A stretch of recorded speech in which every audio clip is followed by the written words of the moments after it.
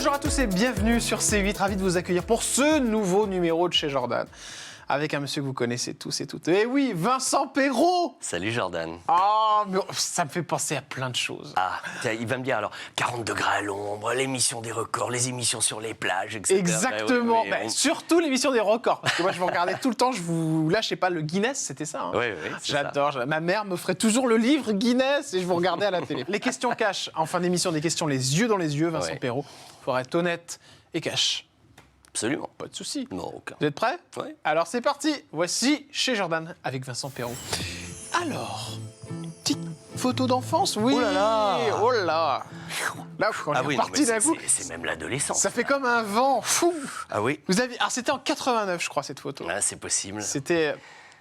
C'était l'époque où je faisais... c'était l'époque de 40 degrés à l'ombre, justement. C'était l'époque où je faisais beaucoup de jet ski. C'était l'époque où j'étais extrêmement sportif, beaucoup de télévision. Je passais beaucoup de temps sur les plages. vous manque cette époque? Elle me manque, alors oui et non, parce que la jeunesse toujours un petit peu, l'insouciance de ces années-là. Non, ce qui peut-être me manque, c'était la liberté extrême qu'on avait dans la télévision, pouvoir faire 2 heures de direct en plein été. Moi, je faisais toute ma tournée à moto. C'est ça. Il y avait quand même une liberté d'action assez extraordinaire. Qu'on n'a plus aujourd'hui. Je pense qu'il est quasiment impossible à retrouver aujourd'hui. Oui, donc en ça, c'est vrai que c'était très sympa. Maman, c'est Marina. Papa, c'est Marcel Perrault. C'est ça. Il était maire, en plus de la ville où vous habitiez, si je ne me trompe pas. Maire d'une petite commune de Charente, Confolens, oui. Papa, il va partir rapidement parce que vous allez le perdre. Vous aviez à peine 10 ans et demi. Oui, c'est ça. Comment vous avez vécu cette tragédie, Vincent? Vous avez réussi à avancer malgré ça. La perte d'un papa, c'est terrible. On n'a pas le choix, hein, mais... j'avais un papa qui était extrêmement occupé, puisque non seulement il était maire, il était chirurgien dans cette même ville, gynéco, médecin généraliste, conseiller économique. C'est un couteau suisse. Donc, en fait, mon père, c'était une espèce de courant d'air. Et je voyais de la poussière quand il passait, des papiers qui volaient. Et de temps en temps, on avait la chance d'avoir une petite maison à l'île de Ré. Et de temps en temps, ma mère insistait pour qu'il m'emmène avec moi passer un week-end pour qu'on se soude et qu'on se voit un peu. Alors, jusqu'à 10 ans, j'ai plein de souvenirs de lui. Mais néanmoins... il y avait beaucoup d'absence avec lui, ce qui n'enlevait rien au côté affectif, hein, bien sûr. Et puis bon, la fatalité arrive, la longue maladie. C'était une maladie, c'est ça? Oui, un cancer généralisé, enfin une grosse saloperie, quoi. Et puis ça tombe dessus. Mais on ne se rend pas trop compte que quand on a 10-11 ans... la papa sera plus là, il faut avancer. Et puis, la scolarité, on change de ville, on change d'atmosphère. Maman, elle vous fait partir, c'est ça, hein, vous êtes parti de Limoges, si je ne me trompe pas. On est parti à Limoges. À Limoges, c'est ça. 60 km. Mais c'était pour vous changer d'air? Mais en fait, oui. C'est-à-dire qu'on est passé de la petite ville dont papa était le maire, où il n'y avait que des souvenirs partout, dans la maison dans laquelle j'étais quasiment né, pour en fait faire une cassure et se retrouver dans la grande ville d'à côté, essayer de redémarrer. Moi, changer d'école, changer de tout ça. Voilà, il fallait casser quelque chose. Enfin bon, si on était resté, ça se serait peut-être pas mal passé pour autant. Mais je crois que c'est peut-être plus elle qui avait besoin de changer d'air et de moins voir les souvenirs quotidiens, parce que c'était évidemment difficile, quoi. Alors, Vincent Perrault, c'est aussi les dangers. Oui, le dragster notamment. L'homme de tous les dangers. Eh oui, alors là, c'est pas de la rigolade, parce qu'on a failli vous perdre avec cette histoire. Ça, c'est un exemplaire unique avec lequel vous avez battu le record du monde. 250 mètres départ arrêté à la vitesse de 200... C'était pas sur cette voiture-là, mais... Il y a un prototype qui même ressemble. genre. Voilà, même genre. C'était 530 km/h. À l'époque, c'était le record du monde. Ça l'est toujours. Ça l'est toujours. Ah oui. Ça l'est toujours. Même avec tout l'avancement, tout ce qui se passe aujourd'hui. Pour que ceux qui nous regardent, Jordan, comprennent bien, ce sont des records d'accélération. C'est pas des records de vitesse pure. Oui, c'est pour ça qu'on dit départ arrêté. Hein. Voilà. Le but, c'est d'aller le plus vite possible en un minimum de temps d'un point A à un point B. Et moi, je faisais des accélérations sur 250 mètres. C'est pas long, 250 mètres. Mais ce qui est évidemment hyper violent, c'est d'aller très très vite. Et j'ai parcouru ces 250 mètres avec une vitesse terminale de 530 km/h en 2 secondes 6 d'accélération. c'est dire que oui, ça allait très très très très fort. J'avais une voiture qui faisait quand même 30 000 chevaux pour 500 kilos, ce qui était en rapport poids-puissance 60 fois le rapport poids-puissance d'une Formule 1 quand même. C'est tellement puissant que vous vous êtes fait très très peur, notamment un accident. Le dragster de l'animateur de télévision Vincent Perros, à l'époque, les articles, a heurté les barrières de sécurité à la suite d'un démarrage manqué. Alors ça, c'est un autre problème. J'ai heureusement eu très très peu de problèmes parce que des problèmes avec ce genre de voiture et à ces vitesses-là, on s'en remet très très difficilement. Il m'est arrivé une fois d'avoir un parachute qui s'est arraché au moment du freinage. Alors pour comprendre, il y a un parachute qui sort pour calmer la voiture. Hein, pour la freiner. Pour la freiner, parce que quand vous êtes à 4 ou 450 km à l'heure, ce qu'on appelle des freins à disque, enfin des systèmes de freins traditionnels, ça ne tient pas. Ou alors il faudrait 3 km pour s'arrêter. Et il n'y a rien de mieux que des parachutes, parce que ça freine quand même très très violemment. Et un jour, j'ai un parachute qui s'est arraché au moment du freinage, et je me suis retrouvé à 420 à l'heure, 411 km/h dans une voiture qui n'avait pour ainsi dire plus de frein. Et je voyais le bout de la piste qui arrivait, je suis parti en tête à queue, je voyais l'herbe sur les côtés, tout ça va très très vite, on ne se rend pas compte, c'est comme Michel Piccoli dans Les choses de la vie. Bien sûr. Et je disais, mais qu'est-ce qui se passe? Qu'est-ce qui se passe? Et en même temps, il faut réagir, faire le bon truc, parce que si j'étais parti en tête à queue, je ne serais même plus là pour vous répondre. Ouais. Donc ça a été quand même une des grosses frayeurs de ma vie. Mais curieusement, quand tout le monde m'a rejoint en bout de piste, tout le monde pleurait, avait les larmes aux yeux, s'est dit, on est passé mais à deux doigts de la catastrophe. Ils étaient plus impressionnés que moi, finalement. C'est pour ça que vous avez arrêté? Pas du tout. Pas du tout, parce que j'étais à des étapes intermédiaires de mes tentatives de record à ce moment-là, et qui s'est passé au moins 3 ou 4 ans avant que j'arrive à mon objectif qui était de dépasser les 500 km/h sur Terre en accélération. J'ai arrêté en fait pour une raison toute simple, c'est qu'à un moment donné, une fois que vous avez atteint votre objectif, essayez sans cesse de le battre à nouveau, c'est là que les problèmes arrivent. Et puis en plus, mon associé, mon cher Bob Filler, qui est comme mon frère de sang, a voulu tenter une aventure américaine. Il est parti vivre là-bas. J'ai dit c'est le moment d'arrêter. Voilà, ça tombait bien. Il y avait des changements dans ma vie. J'ai dit, allez, on passe à autre chose. Les addictions, vous en avez eu, Vincent Perros? Ouais, j'ai été accro à l'adrénaline. Durant mes 10 années... Quitte à mettre votre vie en péril, oui. Ah ouais, dans mes 10 années de dragster, je reconnais que j'étais accro quand j'étais seul au volant de cet engin, de ces engins monstrueux, au moment de partir et de savoir que j'allais en prendre plein la gueule. Mais l'envie d'avoir des jets, de monter. Ah ouais. Et puis je le cache pas, la prise de risque aussi m'excitait vachement. Ah ouais, c'est fou. Ah ouais, vachement. Qui avait peur pour vous à ce moment-là? Ma mère. Votre mère, ouais.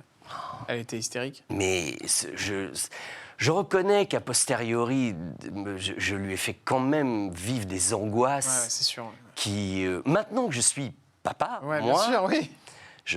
Déjà, j'appréhende, alors que l'aîné n'a que 9 ans, j'appréhende le moment où il va monter sur un 2 roues. Alors que je fais de la moto, que j'ai fait du dragster. Mon épouse dit d'ailleurs, lui parle pas de tes histoires de dragster, ça pourrait lui donner envie. Parlons-en de madame. C'est le sujet suivant, c'est parti. L'amour. Si je me trompe pas, parce que des fois je fais des bourdes dans l'émission, elle s'appelle bien Virginie. Ah oui, vous ne vous trompez pas. C'est bien elle. Ah oui, c'est elle. Oui. Bon.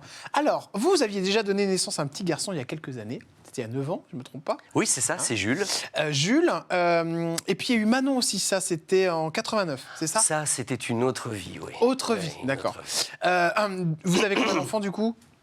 Parce qu'il y en a eu un en 2017 aussi, je crois, non? Voilà, oui. Il y a Lucas qui a fêté son 5e anniversaire il y a quelques jours. Là, voilà, il y a 2 garçons à la maison avec Virginie. Ça se passe comment? Parce que Virginie, alors on a des photos là, mais franchement, je crois que c'est les seules qu'on a. Vous êtes très discret sur votre couple. Hein. Alors, on est très discret, oui, parce qu'elle est déjà discrète par nature, et puis surtout parce qu'ils ne vivent pas à Paris. D'accord.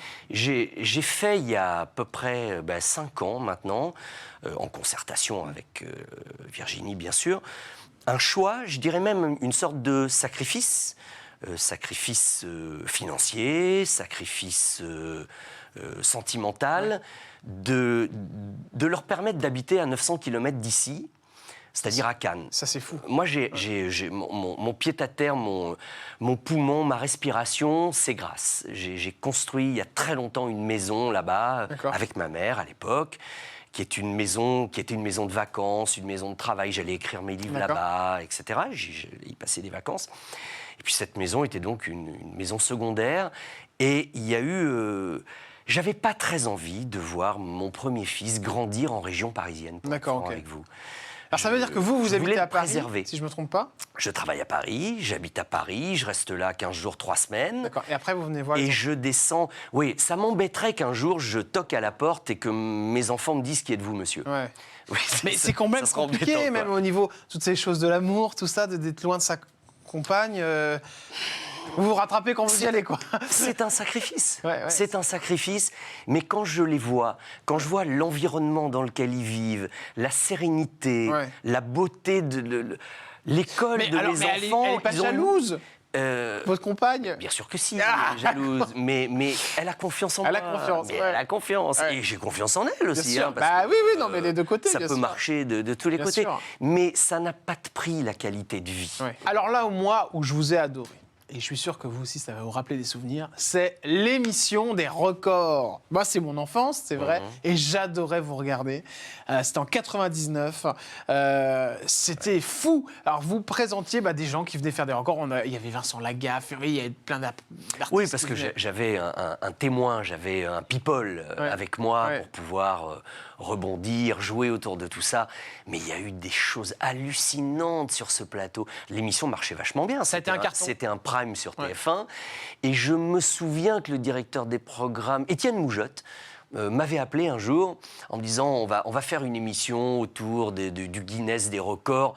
Forcément, Vincent, c'est pour vous. Je commençais, c'est grâce au Dragster, ça. Et donc on s'est rencontrés, j'ai dit ça me botterait, oui, j'adorerais faire ça. Et pourquoi ça n'existe plus? C'est drôle ce que vous me dites là, parce que j'en parlais l'été dernier, il y a 1 an et demi, avec Cyril Hanouna. Et Cyril me disait « Oh, ce serait pas mal de remettre l'émission des records au goût du jour. » Mais oui, à 100%. Et vous êtes en train de me rappeler qu'on n'en a pas rediscuté et que je ferais peut-être bien d'en reparler à Cyril. Mais oui, parce que vous savez, Cyril, il y a plein d'idées à la minute. Il a 200 idées à la minute. Il faut lui les rappeler. Et il en oublie 199 la minute d'après. Mais il y en a toujours une qui fonctionne. Mais c'est pas idiot, ce qu'il disait, parce que Cyril est... Il a les choses. Mais oui, je pense que c'est un truc en plus. Autant on dit il y a plein d'émissions qui sont passées, on parlerait perdu de vue, c'est vrai, avec les réseaux, tout ça, les téléphones. Autant les records du monde, je pense que c'est pas passé du tout parce que il y a toujours des records et des trucs incroyables. C'est ce que j'aimais moi. Entre nous, ça allait du record du monde, du lancer de petits pois avec l'oreille, jusqu'à des vrais records physiques et avec des choses qui nécessitaient une abnégation et des choses costauds. Il y avait vraiment de tout. Dans le Guinness après. Les records, et puis on peut retrouver ça pour Noël notamment. Bon, attention, radio rouge, comme c'est joli tasse. RTL. Alors là, ça fait 40 ans, je crois, non? Ah non. 80 ans? Je crois que je suis... Non, mais... Ça fait combien de temps que vous y êtes? Il me cherche, là. Ouais, j'ai envie de vous chercher aujourd'hui. Vous allez me trouver, méfiez-vous. Non, je crois que je suis là dans ma 26 ou 27e saison consécutive à RTL. C'est incroyable. RTL, certes, mais vous n'êtes plus dans cette émission qu'on adore tous et toutes, les grosses têtes. Et ça, c'est vraiment dommage. Parce que regardez-moi cette photo. Jean-Jacques Perroni, Monsieur Éric Logérias, Thierry Roland, Jacques Balutin, Axel Duroux en haut à droite qui était le patron de l'époque, Frédéric Jouve en bas à droite qui était le directeur des programmes. Et évidemment Monsieur Philippe Bouvard, qu'on embrasse très fort. Jean-Jacques Perroni. J'en suis persuadé à la rentrée dans cette émission. Bon alors... Cette photo, c'est vrai qu'il n'y en a plus beaucoup qui sont dans l'émission. Il y en a qui sont partis déjà. Et puis, c'est vrai que... Qu'est-ce qui s'est passé? Mon pote Carlos, Jean-Claude Brialy... Alors, pourquoi vous êtes parti, vous? Parce que vous êtes encore sur la station. Vous auriez tout à je peux vous dire les choses avec une absolue sincérité. Je dois énormément à Philippe Bouvard, qui m'a porté, qui m'a poussé, qui a cru en moi, qui m'a permis de me montrer sous un autre jour, qui a fait oublier le côté un peu lisse de l'animateur de télévision grâce aux grosses têtes, qui était la tribune où je pouvais dire des choses que je ne pouvais dire nulle part ailleurs. Et j'ai une reconnaissance et un respect, une admiration énorme pour Philippe. Et quand Philippe est parti avec tout ce que je lui devais, il était inconcevable. Ah oui, d'accord, c'est par respect pour lui que vous n'êtes pas allé chez Laurent Ruquier. Attendez, j'ai réglé le problème avant même qu'on me le propose ou qu'on ne me le propose pas. de toute façon, regardez les grosses têtes. J'aime beaucoup Laurent Ruquier, avec qui on s'entend bien. On a un bureau à 20 mètres l'un de l'autre. Mais de toute façon, il est arrivé avec son équipe. Au début, il y avait quelques transfuges de l'ancienne équipe. C'est vrai, Mais regardez, et c'était tout à fait normal. Au bout de quelques semaines, il y en avait un de moins, un de moins, un de moins. Et en fait, c'est l'équipe de Laurent, et c'est bien normal. Et il la renouvelle de plus en plus. Il vous l'a proposé ou pas, Laurent Ruquier? Non, mais il n'empêche que de temps en temps, il m'a invité. Bien sûr, oui, j'ai vu. En tant que comme ça. Oui, mais c'est pas la même chose que chroniqueur. Non, mais je pouvais pas. C'était pas le même monde. C'était plus. Je venais de faire les grosses têtes depuis 20 ans, avec mes potes, avec Monsieur Philippe Bouvard. Qu'est-ce que j'allais changer d'univers? Donc ça pouvait pas. Ça a été aussi dur que ça pour Philippe Bouvard quand ça s'est arrêté, sincèrement, Vincent Perrault, vous qui étiez un très grand ami, qui est toujours un ami. Je ne sais pas si ça a été dur pour. Oui, forcément un peu, parce que c'était son bébé, c'est quand même le créateur. Fatalement. Je pense, parce que s'il y a un homme qui est d'une lucidité absolue, je pense qu'il sentait l'âge venant que de toute façon, à un moment donné, il allait falloir qu'il lâche la main. Ça s'arrête, Alors, évidemment que ça ne l'a pas amusé, mais voilà, je pense que c'était dans l'ordre des choses et qu'il a dû en faire contre mauvaise fortune bon cœur. Interville?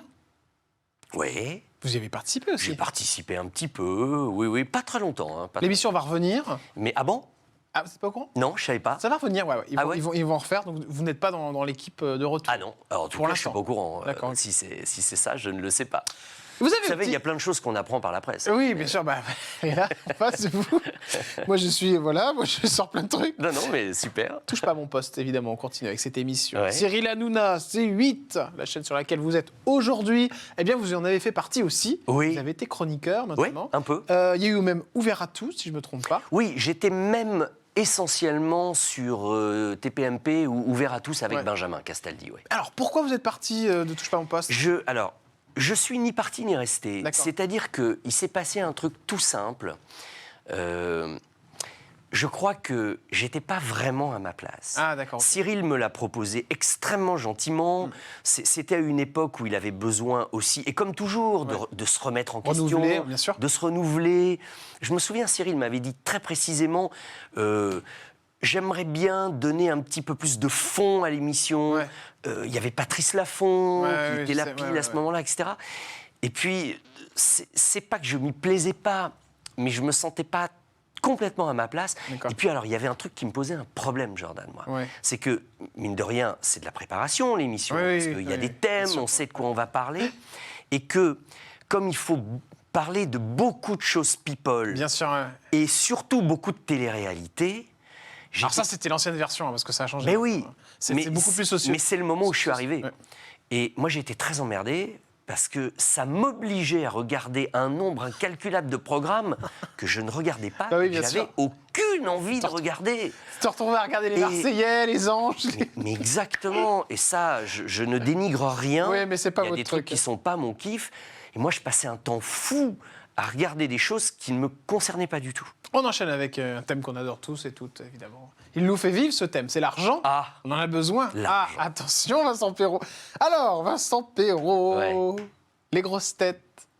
Vous étiez bien payé sur les grosses têtes avec Philippe Bouvard. J'ai cru entendre, 2 000 euros par émission, un truc comme ça. Oh non, j'avais pas 2 000 euros par émission. D'accord, ok. Non, mais moi, Alors, il y a un truc à ce moment-là, attends, vous me parlez d'un truc qui est quand même déjà assez ancien, c'est que à partir du moment où vous êtes déjà sur RTL dans la grille des programmes, participer à d'autres émissions d'RTL, on considère que si vous avez l'esprit maison... D'accord, on n'en demande pas plus, quoi. D'accord. Évidemment que vous êtes... Non, j'étais payé vachement moins. D'accord. Mais... Dans les 400 euros à peu près, l'émission. Je peux le dire maintenant, mais je l'aurais fait gratos, moi, les grosses têtes. Oui, bien sûr. Mais parce que tellement heureux d'être là et d'être avec tous mes copains. Là, aujourd'hui, vous êtes payé à l'année ou non. Alors oui, c'est un contrat à l'année. Voilà, d'accord. Et on est, mais surtout, c'est pour ça que ces histoires d'argent, c'est toujours très délicat, parce qu'on est payé à l'émission. Quand vous avez une émission quotidienne, vous êtes payé 5 jours par semaine. Quand vous avez une émission hebdo, vous êtes payé 1 jour par semaine. Et c'est pas parce que vous avez une émission que vous êtes payé 5 fois. Pas du tout. Là, vous avez mieux gagné votre vie. C'était quoi? C'était TF1? C'était... On imagine hein, toujours que ce soit la première chaîne. Mais... alors, j'en reviens, vous voyez, à la même chose. Quand je faisais un prime pour TF1, bien sûr que je gagnais bien ma vie, mais je gagnais mieux ma vie en faisant une quotidienne sur France 3 avec un contrat d'exclusivité. Ah oui, contrat d'exclus. Alors, c'est de l'argent qu'on rajoute pour pas que vous alliez ailleurs, en fait. C'était un pour truc, vous garder. mais le contrat d'exclusivité, je ne sais même pas si ça existe vraiment encore aujourd'hui. C'est des folies, C'est-à-dire que c'était... Pour que vous n'alliez pas ailleurs, vous aviez une clause d'exclusivité. Ouais. Ça peut monter jusqu'à combien? Et il ne fallait pas... moi, je ne connais plus les tarifs d'aujourd'hui. C'est 5 000 6 000 euros par mois? Non, pas à ce point-là quand même. Alors, c'était en francs à l'époque, parce que je ne suis pas jeune. Et je sais... Non, il ne faut pas exagérer. Je sais plus ce que c'était l'exclusivité, parce que ça s'additionnait. En tout cas, au cachet, c'était au cachet, à l'émission faite. Les questions cash, c'est parti. Ah, c'est le truc les yeux dans les yeux? Oui, c'est ça, exactement. Vous avez retenu La ça. lumière va baisser. Tu connais bien l'émission. Côté... plaisir, Vincent Perrault. Allez, c'est mon moment. La chose qu'on a dit dans le métier sur vous, et que vous aimeriez mettre au clair aujourd'hui, parce que c'était des conneries. Ah, j'ai le droit de réfléchir 2 petites secondes. Sûr. Ça peut être une rumeur, quelque chose qui vous a fait de la peine, qui était faux. Vous avez entendu sur vous. Ouais, le truc qui, dans les premières années, m'agaçait au bout d'un moment, c'était le côté lisse. Ah ouais, il est sympa, mais il est lisse, il est bien coiffé, il a des yeux bien bleus. Un jour, j'ai dit, attendez, vous voulez que je me crève un œil exprès pour vous faire plaisir? Qu'est-ce qu'il faut être lisse? C'est dire des gros mots? Qu'est-ce qu'il faut pour ne pas paraître lisse? C'est faire de la polémique, voilà, c'est dégommer ses invités, c'est... Donc au bout d'un moment, j'en avais un peu marre de ça. Alors qu'en plus, moi, dans la vie, j'étais plutôt tout sauf lisse. Et tout a changé, vous savez, grâce à quoi? C'est grâce aux grosses têtes où là j'ai commencé. Vous lâchez.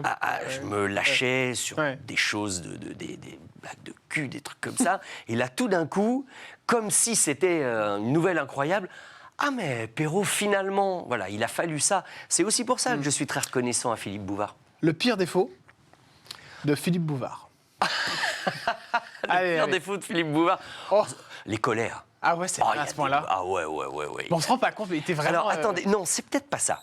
Il pouvait être colérique, mais tous les gens qui ont du tempérament... Bien sûr. Non. Là où parfois, un défaut, c'est quelque chose qu'on pourrait améliorer, on est d'accord. Philippe, il est très rancunier. Ah ouais. Ah ouais. Je l'ai vu. Philippe, il vous accorde son amitié, sa confiance, vous faites partie de la famille. On fait un truc, une trahison, c'est mort pour la vie. D'accord. Ah ouais.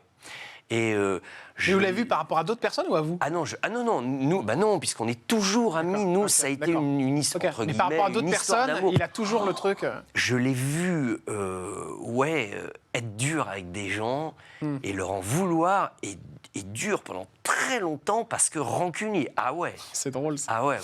L'animateur télé Vincent Perrault dont vous auriez adoré animer l'émission.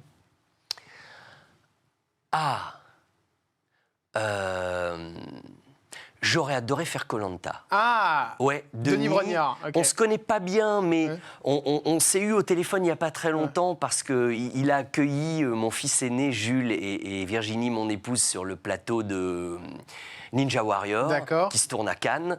Il a été adorable avec eux, je l'ai appelé pour le remercier et on s'est dit, comme on ne se connaît pas, ça serait bien qu'on déj ensemble.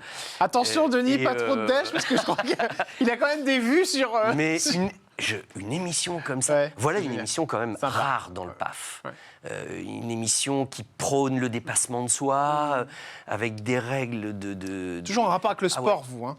Ça me plaît. Oui, mais c'est psychologique et philosophique en même temps. La pub Vincent Perrault, vous avez refusé de faire? Je crois pas avoir refusé. J'ai refusé une pub, moi? Je vous pose la question. Non, je me dis que c'est peut-être un truc que vous savez et que j'aurais oublié. Zéro. Non. Je crois pas qu'il y en ait eu. Le chroniqueur ou la chroniqueuse touche pas à mon poste avec qui vous ne partirez jamais en vacances. Il faudrait plutôt demander ceux qui auraient refusé de partir en vacances avec moi. Ah non, j'ai eu des bons rapports avec eux. Donc il n'y en a aucun...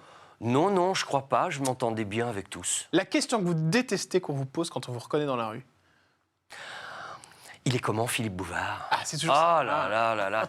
À un moment donné, vraiment, à l'âge d'or des grosses têtes, c'était tout le temps. Il est comment, Philippe Bouvard? Il a 2 pieds, 2 mains. Non, il est comment? Il est comme vous le voyez, il est top, cultivé, plein de... Voilà. Mais revanchard et rancunier.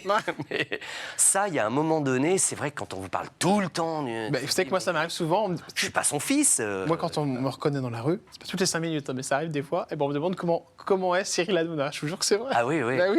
Comme l'émission passe souvent dans Touche pas à mon poste, ça me fait toujours rire. C'est des tempéraments, et les gens veulent savoir si... Les gens non, mais envie en de même savoir. temps, je comprends, mais au bout d'un moment, c'était pénible. La proposition la plus folle qu'on vous ait fait dans ce métier, Vincent Perrault?